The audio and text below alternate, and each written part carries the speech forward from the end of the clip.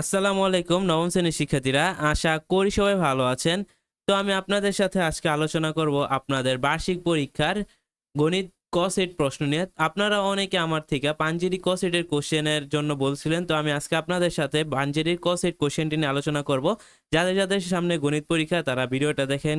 যদি আপনাদের ভাগ্য ভালো থাকে, আপনার যদি অন্যান্য পরীক্ষায় ক সেটের প্রশ্ন এসে থাকে, তাহলে এখনও যদি গণিত পরীক্ষা না হয়ে থাকে আপনারা প্রশ্নটি দেখেন। আপনি এখান থেকে যদি আপনাদের ভাগ্য ভালো হয় তাহলে আপনার হুবহু 100% কমন আসতে পারে।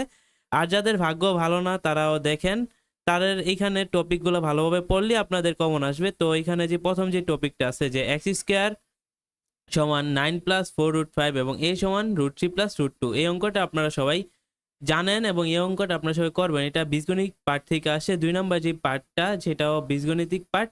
তো এই অঙ্কটা আপনারা দেখেন, এই যে এখানে সুন্দর করে বুঝা দিতেছে। আপনারা এই টাইপের যে অঙ্কগুলো আছে এগুলো আপনারা ভালোভাবে পড়ে নিয়েন, ঠিক আছে? তো তারপর আপনাদের খ বিভাগ যেগুলো আছে, খ বিভাগ হচ্ছে গিয়ে জ্যামিতি। এস ও টি যথাক্রমে P Q O P R এর মধ্যবিন্দু, ঠিক আছে? তারপর এখানে প্রমাণ করতে বলছে এস টি সমান্তরাল Q R S T half of O R, OMR সমান 90 ডিগ্রি প্লাস হাফ অফ কোণ পি, ঠিক আছে? এই দুইটা আপনারা প্রমাণ করবেন। তারপর দেখেন এখানে লিখছে যে পি কে পরিসীমা ধরে একটি সমবাহু ত্রিভুজ আঁকো, এমন একটি ত্রিভুজ আঁকো যার ভূমি কিউ, ভূমি সংলগ্ন কোণ এক্স এবং অপর দুই বাহুর অন্তর আর, ঠিক আছে? অঙ্কনের বিবরণ সহ আবশ্যক। তারপর দেখেন একটি সামান্তরিকের কর্ণদ্বয় P-5 কিউ সেন্টিমিটার এবং তাদের অন্তর্ভুক্ত কোণ ওয়াই, সামান্তরিকটি অঙ্কন কর এবং অঙ্কনের বিবরণ দিও। তারপর দেখেন এখানে ত্রিকোণমিতিগুলো দেয়া আছে। তো এখানে আপনারা ত্রিকোণমিতিটা পার্টটা খুবই ইজি আসে, তো আপনার ত্রিকোণমিতি পার্টটা দেখতে পারেন। আর পরিমিতির পার্টটাও খুব ইজি।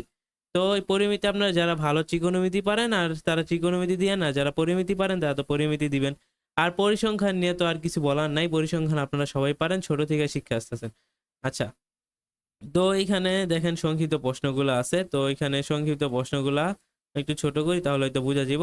তো প্রথমে যে সংক্ষিপ্ত প্রশ্নটা আছে সেটা আপনারা দেখতে পাচ্ছেন। তো এটা পরিসংখ্যান দিকে আসছে যে মধ্য শ্রেণীর পরবর্তী শ্রেণীর গণসংখ্যা নির্ণয় করো। তারপর 7 + 10 - 13 ধারাটির কততম পদ?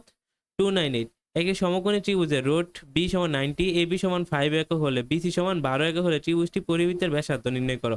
তারপর লিখছে যে 2x + 3y - 1 এবং 3x + 2y সমান কত? 18। সমীকরণ হতে আর গুণন পদ্ধতিতে y এর মান নির্ণয় করো। তারপর লিখছে পাইপের চিত্রের চতুর্ভুজটি অঙ্কনের জন্য দুইটি উপায় লিখো, ঠিক আছে?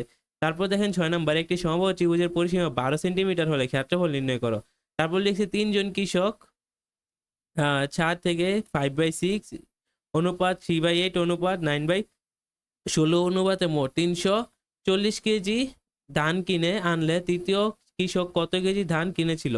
তারপর এখানে লিখছে এখানে কিছু লিখি পি সমান সমান 5, সেখানে কিছু 5x প্লাস 4, পরে লিখছে 5 to the power 2x into 25, ঠিক আছে?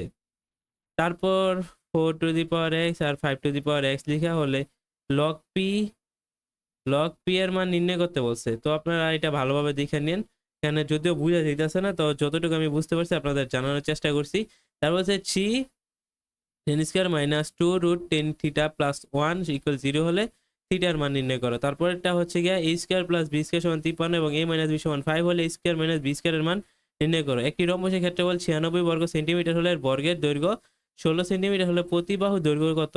ঠিক আছে? তারপর পি আর কিউ দুইটা মৌলিক গুণনীয়ক দেওয়া আছে, এটা সেট থেকে আসছে। তারপর এসে যে f(x) = 6x² - 13x + 23x - 9 হলে দেখাও যে 2x - 1 f(x) এর একটি উৎপাদক। তারপর একটা চিত্র দিছে, তো চিত্রটা আপনারা ভালো করে দেখে নেন। আপনারা যদি এটার কোশ্চেন গাইডের সাথে মিলান তাহলে হয়তো আপনারা বুঝতে পারবেন, ঠিক আছে?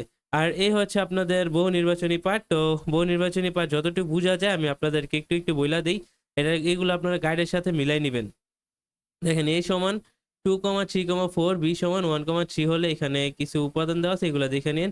তারপর এখানে 0.0004 এর সংখ্যাটি সাধারণ, হ্যাঁ, সাধারণ কত মেবি গুণক কত লিখছে।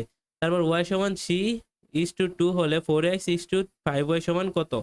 তারপর লিখছে যে f অফ a সমান a স্কোয়ার, তাহলে a square plus 5 f of -1 সমান থিটা হলে এর মান কত? এখানে যতটুকু বুঝে গেছে আমি বলতাছি, এর থেকে বেশি আমি আর বলতে পারবো না। তারপর লিখছে a + 1/a সমান 2√2, তাহলে লিখছে যে a স্কোয়ার প্লাস 1 মানে এই যে a square plus 1/a square এর মান নির্ণয় করতে বলছে। তারপর বার করতে বলছে যে a কিউব প্লাস 1/a কিউবের মান, ঠিক আছে। তারপর এখানে কোণের একটি 90 ডিগ্রি কোণের সম্পূরক কোণের অর্ধেক কত, ঠিক আছে। তো 90 ডিগ্রির সম্পূরক কোণের অর্ধেক এটা। তারপর দেখেন জ্যামিতিক উপপাদ্য প্রমাণের কয়টা ধাপ, তারপর কোন কোন দুইটি দ্বারা সমকোণ ত্রিভুজ গঠন করা সম্ভব, প্রথম 7টি স্বাভাবিক সংখ্যার সমষ্টি, ঠিক আছে। তো এখানে আপনারা দেখেন, আপনারা একটু কষ্ট করে বুঝা বুঝা গাইডের সাথে মিলাই নিয়েন, ঠিক আছে। তো আমার হয়তো এই যে এখানে আপনারা এখান থেকে সুন্দর করে স্ক্রিনশট নিয়ে আপনারা গাইডের সাথে মিলাই নিলে আপনারা বুঝতে পারবেন যে কোনটা কোথা থেকে আসছে। তো আপনারা দেখেন এখানে বলছে কোন বিএসি কত, প্রবৃদ্ধ কোণ বিওসি এর মান কত, তারপর ত্রিভুজের ক্ষেত্রে, তারপর শুধুমাত্র বাহু দৈর্ঘ্য দেয়া থাকলে নিচের কোনটি আঁকা সম্ভব, তারপর ও কেন্দ্র বিশিষ্ট বৃত্তে, ঠিক আছে। তারপর দুইটি ব্যাসার্ধ কত সেন্টিমিটার আর দুইটি সংখ্যার অনুপাত 3:5 বলে তাদের লসাগু 45, তাদের লসাগু কত। তারপর লিখছে কোন বৃত্তের অধি চাপে অন্তর্লিখিত কোন কোনটি, ঠিক আছে। এগুলো আপনারা গাইডের সবগুলো বর্ণভিত্তিক, তো আপনারা সব গাইডের বোর্ড থেকে চেক করলে আপনারা পাবেন, ঠিক আছে। তো এইখানে দেখেন সমীকরণ জোটের সমাধান, দুইটি বৃত্তে সর্বোচ্চ কয়টি স্পর্শক আঁকা সম্ভব, ঠিক আছে। তো এগুলো আপনারা দেখে নিন।